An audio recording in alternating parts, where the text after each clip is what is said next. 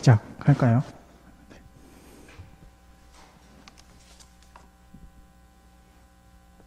안녕하세요. 박상호 변호사입니다. 반갑습니다. 오늘부터 공인노무사 2차 시험 선택 과목 민사소송법 2기 수업 시작할 건데요. 연기 1기 수업은 다들 들으셨죠? 들으셨나요? 들으셨죠? 1기는 아직 안 들으셨고 연기만 들으셨고 1기만 들으셨고요. 여기 학생 연기 1기 다 들으셨죠? 이거 왜 물어봤냐면 만약에 처음 듣는 수업이 이 수업이다 라고 혹시 그러시다면 이거는 좀 아닌 것 같아서 빨리 가서 연기부터 들으시라고 말씀드리려고 그랬고요. 물론 또 법대 나오셨거나 민소법 좀 공부하셨더라면 그래도 수원 법학 접해보지 않으셨으면 따라오기는 쉽지 않으실 것 같습니다. 연기에서 제가 이해를, 그러니까 각 기수마다 모토가 좀 있잖아요. 집중되는 부분이 있고, 연기에선 제가 이해를 중심으로 해서 여러분들께 최대한 이해를 시켜드리려고, 그래서 저는 교재도 교수님 교과서로 진행을 했었고요. 1기는 그 교수님 교과서가 워낙 방대하니까 제가 가져왔는데, 여러분들은 어떤 수업을 들으셨든지 간에 저는 연기 때 이걸로 수업을 했었거든요. 근데 이게 워낙 방대하고 정리가 좀 안 되다 보니까 정리를 하기 위해서 1기에서는 제가 프린트를 나눠 드렸습니다. 거의 이 교수님 교과서를 많이 약간 압축하고 요약한 내용이라고 보시면 되고, 그게 오늘부터 나가는 프린트라고 보시면 되는 거예요. 여러분들의 목적은 결국엔 이 프린트를 다 외우셔서 시험장에 가셔야겠죠. 그리고 2기에서는요, 여러분 제가 연기나 1기에서처럼 세세하게 설명을 드리기는 상당히 어렵습니다. 제가 수업 시간을 조금 체크를 해봤더니 연기에 비해서는 거의 한 절반도 안 되고요. 2기 수업 시간, 제가 할애하는 시간이 1기에 비해서도 한 60%? 좀 안 되게 되더라고요. 그래서 자세하게 설명드리는 건 상당히 어렵습니다. 그렇다고 2기에서 뭔가 새로운 거 할 것도 아니에요. 연기하고 1기 때 했던 거 다시 또 반복할 거거든요. 뭔가 새로운 게 나오진 않습니다. 제가 드리는 말씀 중에 연기는 순한 맛이다. 최대한 여러분들께 이해를 시켜드리기 위해서 한 번 더 설명하고 2번 설명하고 3번 설명하고 이렇게 하면서 진행을 했었고, 1기 때도 저는 그래도 좀 꼼꼼하게 설명을 드렸다고 생각을 하는데 연기만큼은 아니었을 거예요. 근데 2기부터는요, 그래서 연기가 순한 맛, 1기가 보통 맛이라고 말씀을 드리고 진행을 했는데 2기는 정말 매운맛으로 할 수밖에 없습니다. 그래서 제 프린트가 한 150페이지 조금 넘거든요.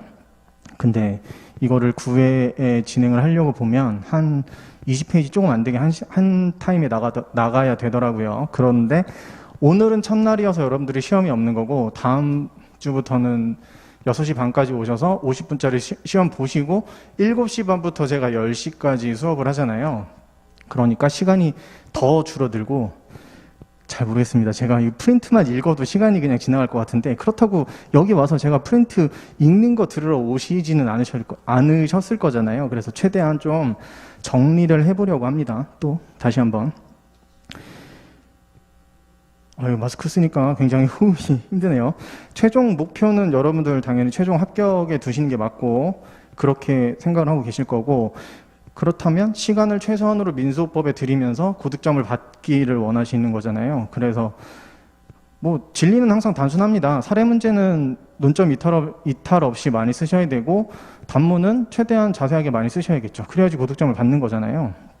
너무 단순하죠. 그러기 위해서는 많이 자세하게 외우셔야 되는데 그게 말이 쉽지 굉장히 어렵잖아요. 그래서 어떻게 하느냐, 제가 내린 결론이 한 3가지 4가지 정도 됩니다. 첫 번째는 이해죠.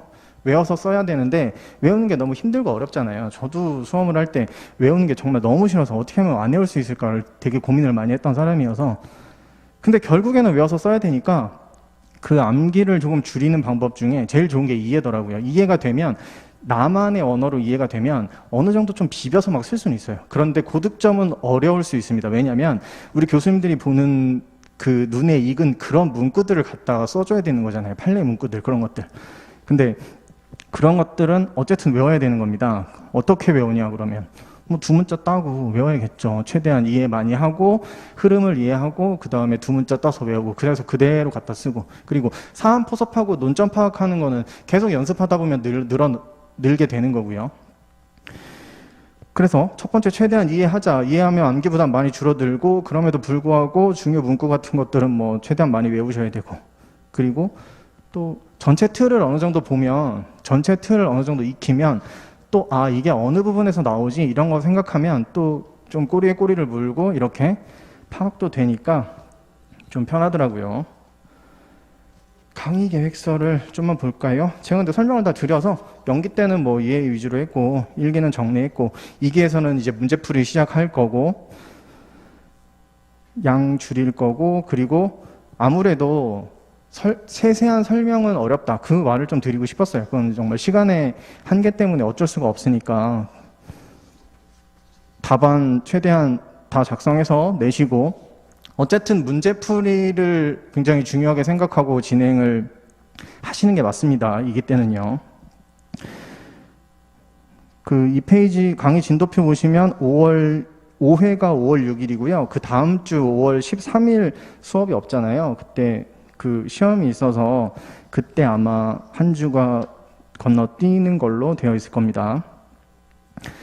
다음 시간에도 마찬가지로 여러분들은 6시 반까지 오셔서 50분 동안 시험을 보시고 그 다음에 10분간 쉬시고 그 다음 7시 반부터 수업 시작하도록 하겠습니다. 다음 시간부터는요. 자, 그러면 오리엔테이션은 뭐 다 끝난 것 같습니다. 제가 드릴 말씀은 다 드렸고 지금 보니까 법전 다 가져오신 것 같고 법전을 조금 볼까 생각을 하고 있습니다. 이번 기수에서는 법전을 좀 보려고 해요. 그리고 병합소송부터 먼저 진행하도록 하겠습니다. 연기 지금 민소법을 아예 처음 들으시는 분은 안 계시니까 병합소송 쪽부터 진행을 할 거고요. 오늘 생각보다 진도가 많이 나갈 겁니다. 많이 나갈 거예요. 병합소송 중요한 거 다들 알고 계시죠? 바로 시작하겠습니다. 1페이지 파트 5 병합소송 제1장 병합청구소송 법전 있으시고 교과서 제가 진행했던 교과서 반드시 있으셔야 되는 거 아닙니다. 그냥 없으셔도 돼요. 결국에는 교과서라든지 여러분들이 보셨던 기본서는 이해가 잘 안 되는데 이 부분 그런 부분 생겼을 때 다시 한번 찾아가서 보는 정도로만 쓰시면 되고요. 여러분들이 갖고 계신 서브나 아니면 제 프린트를 이용해서 암기하고 정리하는 그런 거를 2기의 목표로 잡으시면 되겠습니다. 바로 들어갈게요. 청구의 병합부터 병합 청구 소송. 로마자 1번 볼게요. 의의 및 취지. 원고가 피고에 대하여 하나의 소송 절차에서 여러 개의 청구를 하는 소송 형태를 말한다. 253조네요. 253조 안 가봐도 되죠? 이거 굉장히 짧은 조문이고 청구의 병합에서 제가 그래서 판서도 좀 최대한 적게 하려고 하는데 잘 될지는 모르겠습니다. 일단 단순 병합이 있고요.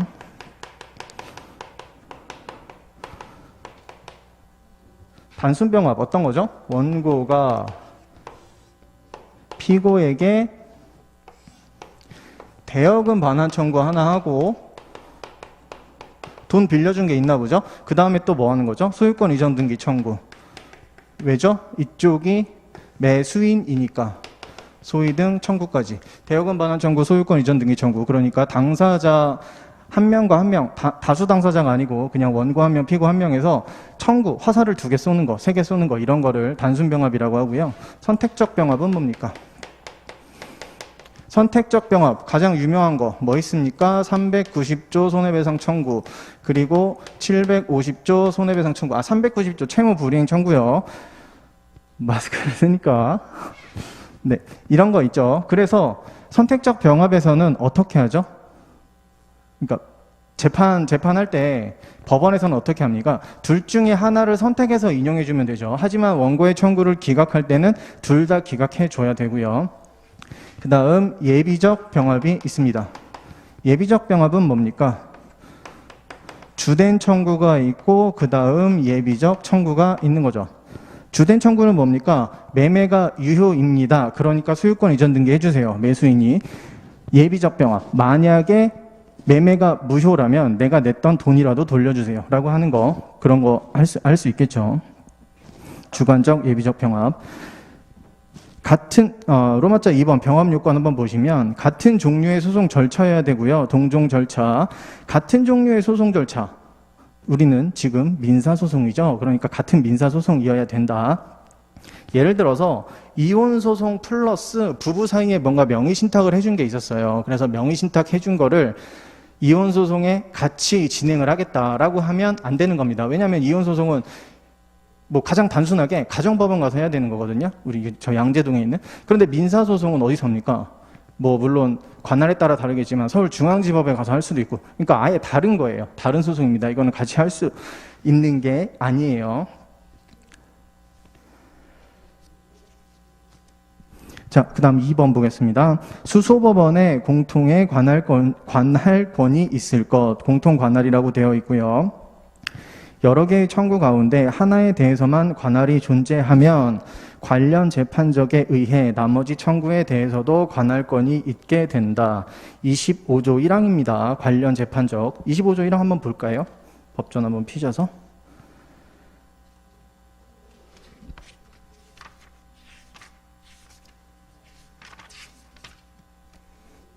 관련 재판적 한번 읽어보세요. 하나의 소로 여러 개의 청구를 하는 경우에는 제2조 내지 24조의 규정에 따라 그 여러 개 가운데 하나의 청구에 대한 관할권이 있는 법원에 소를 제기할 수 있다.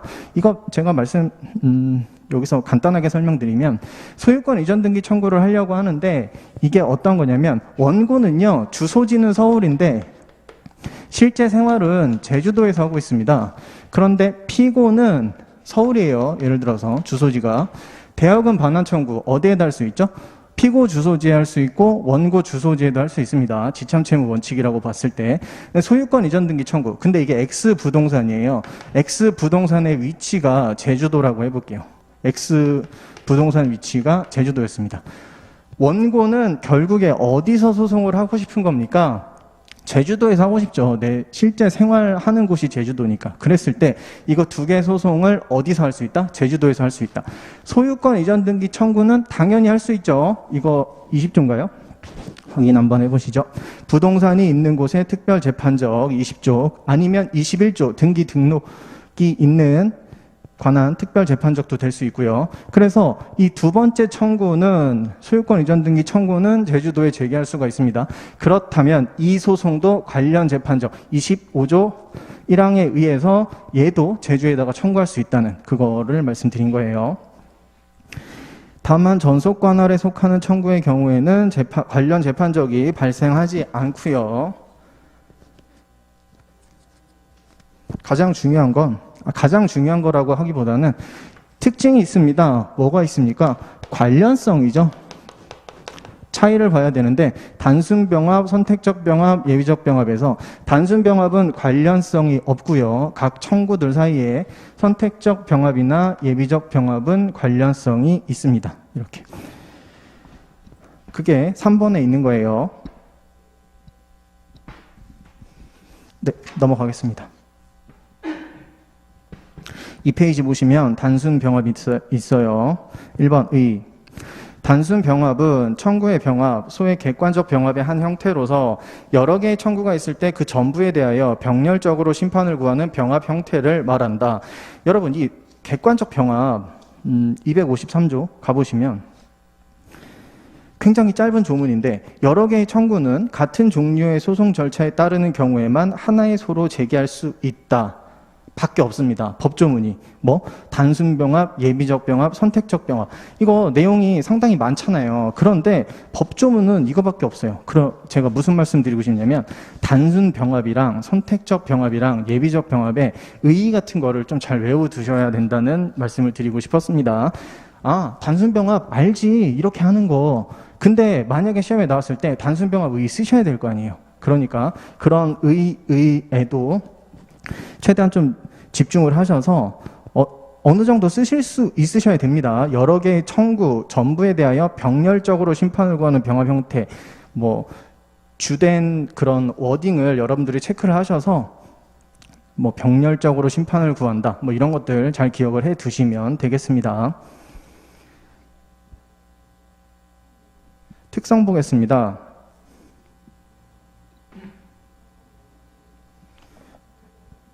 1번.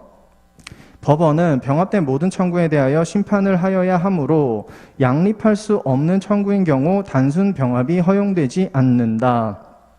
양립할 수 없는 청구, 여러분들 행쟁도 하시죠. 행쟁에서 양립할 수 없는 청구의 대표적인 애들이 뭐가 있었냐면요, 어떤 처분에 대해서 무효확인 소송이랑 취소 소송을 같이 제기하면 그게 양립할 수가 없는 청구거든요. 그래서 혹시 그거 아시나요? 무효확인 청구, 무효확인 소송이랑 취소 소송 제기할 때 항상 뭘로만 제기할 수 있죠? 주관적 예비적 병합으로만 제기할 수 있게 됩니다. 뭐 단순 병합 안 되고 선택적 병합 안 되고 주관적으로 무효확인 소송, 처분의 무효를 확인해 주세요라고 하고, 만약에 무효가 아니라면 취소라도 해주세요, 이렇게 할 수밖에 없습니다. 그래서 그런 것들은 단순 병합이 허용되지 않는다. 그 다음 2번. 본래적 급부 청구. 이거 거기 중간 한번 읽어볼까요? 첫째 줄 중간에 장래 집행불능이 될 것을 대비하여 하는 대상 청구의 경우 제1의 청구뿐만 아니라 제2의 청구에 관해서도 무조건적으로 심판을 요구한 것이므로 단순 병합에 속한다. 이거 제가 두 문자를 반가로 2번이랑 반가로 3번을 집단장, 반가로 3번은 이예현 이렇게 말씀드리는데, 집단장은 뭐냐면요, 판결이 이렇게 나왔다고 보시면 돼요.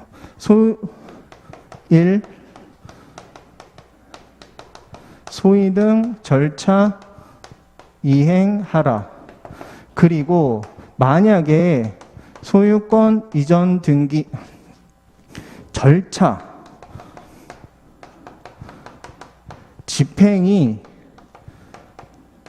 불능인 경우에는 어떻게 하냐면요, 사실심 변론 종결 당시에 시가를 지급하라 라고 이렇게 나오는 거거든요. 뒤에는 좀 생략했습니다.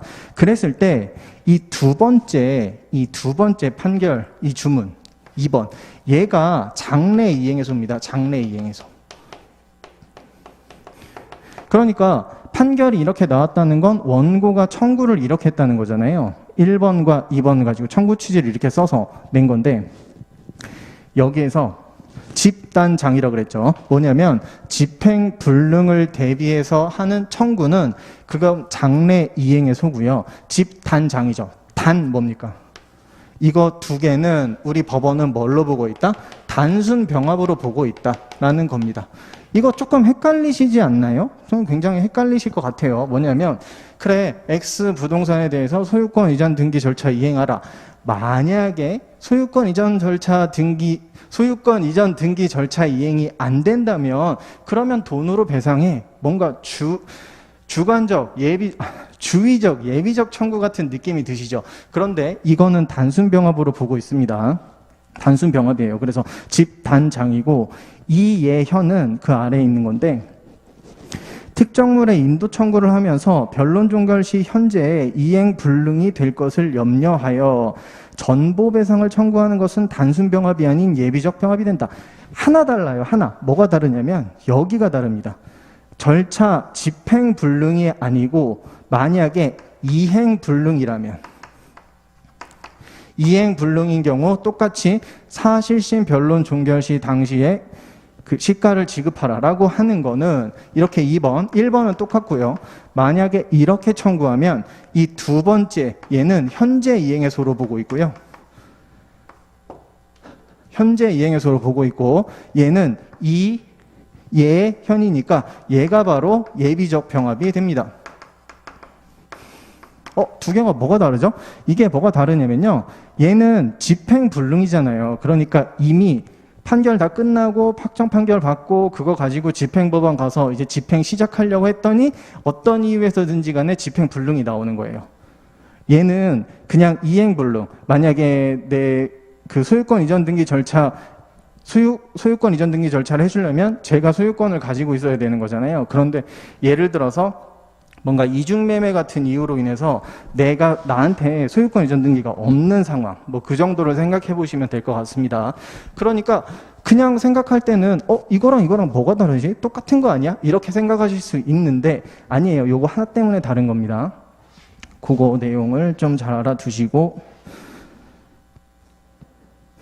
단순병합과 예비적 병합의 차이라고 보시면 되는 겁니다. 그런데 굉장히 헷갈리기 쉬운 애라서 넣어놨고요. 그 다음 방가로 4번 보시면 단순병합에서는 경제적 이익이 동일하거나 중복되는 경우를 제외하고 합산의 원칙을 따른다. 합산의 원칙, 뒤에 잠깐 넘어가서 보실까요? 선택적 병합의 로마자 2번의 반가로 4번은요, 흡수, 중복의 원칙이라고 되어 있고, 한 장 또 넘어가셔서 예비적 병합 보시면 로마자 2번 특성에서 반가로 3번 마찬가지로 흡수, 중복의 원칙을 따른다라고 되어 있습니다. 그러니까 단순 병합에서만 뭐다? 합산이다. 그렇게 되고요. 너무 당연하죠. 어떻게 보면 이거 두 개 완전히 다른 소송이니까 대여금 1,000만 원 빌려준 거 받아야겠다. 내 소유권 이전 등기 받아야 되는데 X부동산의 시가는 또 1억이다. 그러면 두 개 합쳐야 되는 거 너무 당연한 거잖아요. 그래서 합산이 되는 거고요. 로마자 3번 판결. 방가로 1번 단순병합에서는 전부 판결을 하는 것이 원칙이나 일부 판결도 허용된다. 자, 여러분 지금부터 뭐 일부 판결, 전부 판결 이런 거 계속 나올 텐데 이거 계속 아마 조금씩 헷갈리시죠? 정리가 잘 안 되시면 일부 판결은요, 단순 병합에서밖에 나올 수 없다고 생각하세요. 나머지는 전부 다 전부 판결입니다. 뭐 선택적 병합, 예비적 병합 이런 거는요, 전부 다 어떤 판결이 나오면 그거는 그냥 전부 판결이라고 생각하시면 됩니다. 일단 일부 판결이 허용이 됩니다. 일부 판결 정리를 한번 해볼까요?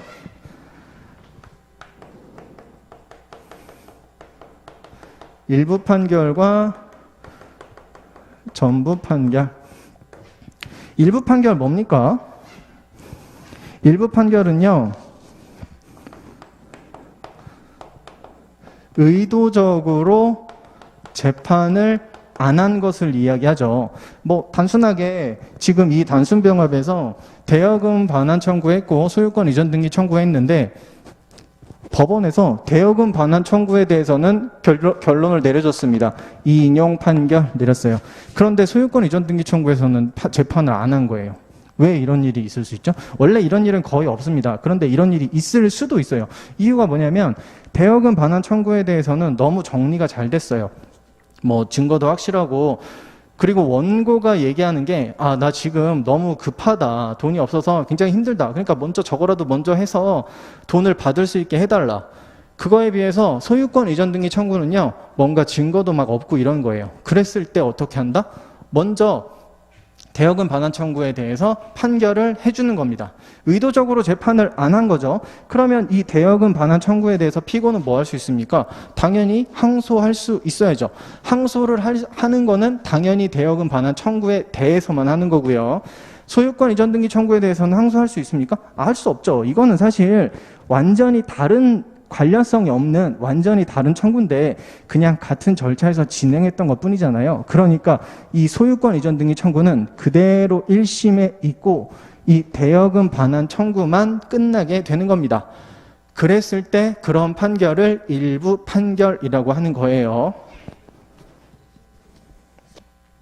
만약 어느 하나 로마자 3번 판결에서 반가로 1번 끝에 만약 어느 하나의 청구에 대하여 재판을 누락하면 누락된 청구는 추가 판결의 대상이 된다 라고 되어 있죠.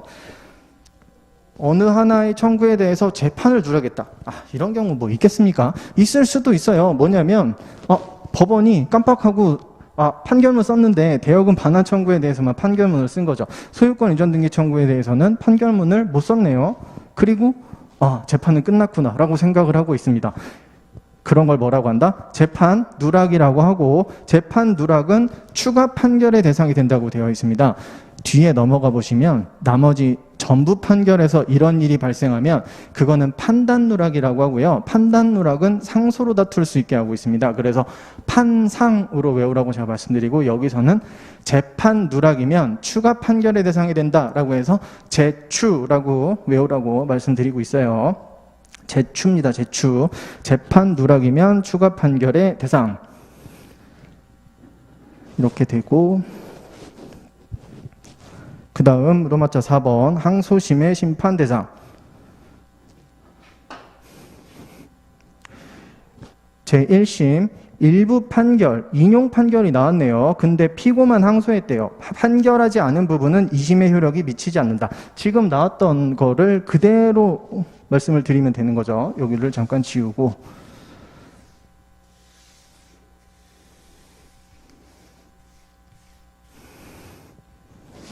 보시면 1심에서 결론이 나왔습니다. 대여금 반환 청구에 대해서는 인용 판결이 나왔고요. 그렇죠? 그리고 소유권 이전 등기 청구에 대해서는 지금 판단을 하지 않았어요. 1심에서. 의도적으로 하지 않은 겁니다. 그러면 지금 어떤 일이 발생했냐면 여기에서 피고만 항소하게 된 사례죠. 이때 항소심 1심 얘를 A 청구라고 하고요. 얘를 B 청구라고 해볼게요. 그러면 A 청구는 항소심에 올라갑니다. 이렇게. 당연히 항소를 하는 이유가 뭡니까, 여러분? 한 번 더 재판을 받아보려고 하는 거잖아요. 그러니까 당연히 올라가야죠. 그걸 뭐라고 하죠? 2심이라고 합니다. 2심 A만. 항소심에 A에 대해서만 피고만 항소했으니까 올라가는 거죠. 그리고 당연히 올라간 게 A만 올라갔으니까 당연히 심판 대상도 A만 되는 거죠. 너무 당연하죠. 그러면 B 청구는 어떻게 됩니까? 아직 1심에 남아있게 되는 거고, 그거에 대해서 판결을 하는 걸 뭐라고 한다? 추가 판결이라고 이야기를 하는 거고요. 그리고 제1심의 2번입니다. 이제 이 페이지 로마자 4번의 2번 제1심 일부 인용 전부 판결 피고만 항소한 경우에요. 밑에도 지우고 또 똑같은 거라고 볼게요. A 청구, B 청구 있었습니다. A 청구에 대해서 1심에서는 인용을 하고 B 청구에 대해서는 기각을 했습니다. 여기가 1심. 여기에 대해서 마찬가지로 피고만 항소한 사례. 피고만 항소. 그렇다면 여기는 항소심이 되고요.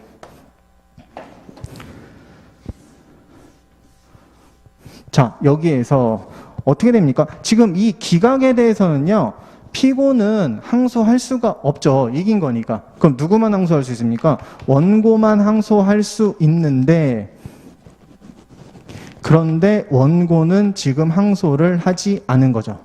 그랬을 때 어떻게 됩니까? 2심. 우리가 궁금한 건 항상 2심 그리고 심판 대상. 일단 A 청구에 대해서 피고가 항소를 했으니까 당연히 올라가는 건 너무 당연하죠. B 청구 올라갑니까? 올라갑니다. 왜냐하면 얘가 전부 판결이니까. 전부 판결이 나온 거니까 올라간다고 생각을 하세요. 아, 너무 이상한데 왜 도대체 항소를 하지도 않았는데 올라가지? 2심 모두. 뭐냐면 이걸 뭐라고 하죠? 상소 불가분의 원칙이라고 하죠.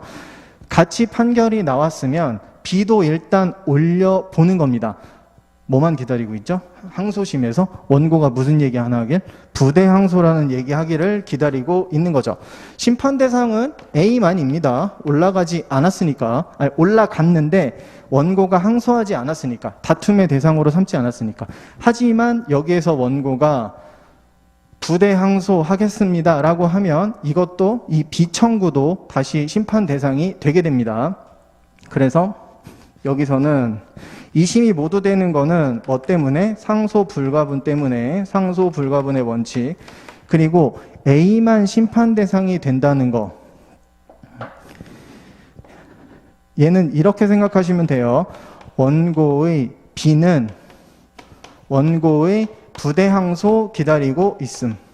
부대 항소를 기다리고 있는 중이에요. 그리고 나서 또 중요한 거 하나 있죠. 요 비청구. 이 비청구가 확정되는 시기는 언제죠? 이 비청구가 확정되는 시기는 A 청구에 대해서 판결이 선고됐을 때, 즉 항소심 판결 선고 시에 이 비청구가 확정이 되게 됩니다. 알고 계시죠? 2번 한번 읽어보겠습니다. 제1심 법원이 단순 병합된 여러 개의 청구 중 일부를 인용하자 피고가 제1심 판결 중 인용된 청구에 대해서만 항소를 제기한 경우 항소되지 않은 나머지 청구 부분도 확정이 차단되고 항소심에 2심 되나 2심은 되나. 확정 차단이라는 말 우리 판례가 많이 쓰는 말이니까 알아두시고요. 심판 대상은 뭐는 안 된다? 항소가 제기되지 않은 애는 안 된다. 원고가 부대 항소를 제기하지 않은 경우 항소심의 심판 대상이 되지 않으며 항소심의 판결 선고와 동시에 확정된다. 동그라미 1번이 2심, 동그라미 2번이 심판 대상, 동그라미 3번이 언제 확정되는지 그렇게 정리를 한 겁니다. 지금 시작한 지 30분 됐는데 제가 숨이 너무 차서 지금 마스크를 좀 교체를 하고 올게요. 그냥 조금 빨리 쉬겠습니다. 한 10분만 쉬고요. 이제 진행할게요. 제가 지금 마스크를 좀 교체를 하고 와야 될 것 같아요. 잠시만 쉬었다 하겠습니다.